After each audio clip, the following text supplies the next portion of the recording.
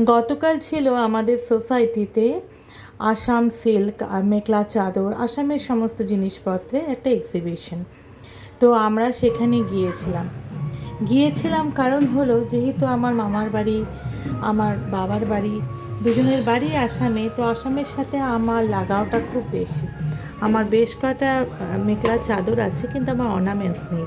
তো ভেবেছিলাম আমি অর্নামেন্টস কিনতে পারবো, তো যার জন্য আমি গিয়েছিলাম। তো গিয়ে আমার শাড়ি মানে আসামের মেখলাগুলো খুব পছন্দ হলো, কিন্তু আমি নিইনি, আমার বেশ কয়টা আছে তো।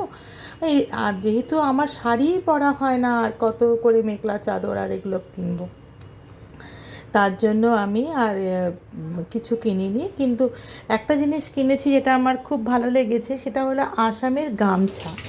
গামছা দিয়ে বানানো ব্লাউজ খুব ভালো লেগেছে, আমি কিনেছি। আর তোমরা নিজেরাও দেখতে পারবে মেখলা চাদরগুলো কি সুন্দর। আমরা আমাদের বন্ধুদের সার্কেল মিলে সবাই মিলে গিয়েছিলাম ওই সময়।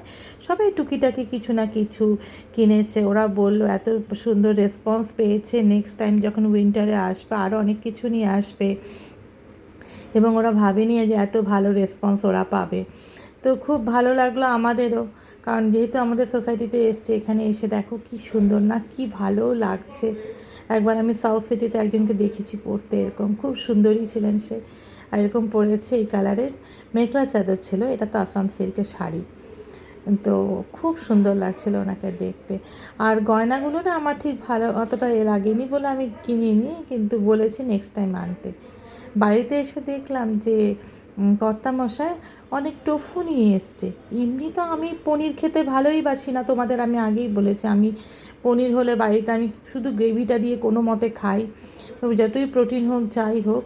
কিন্তু সেই টোফু টোফু আমি কিভাবে খাবো জানি না, এটাকে পনিরের মতোই করেই করছি। আর ও বলেছিল পনির স্যালাডের বদলে আমাকে টোফু দিয়ে স্যালাড করে দাও।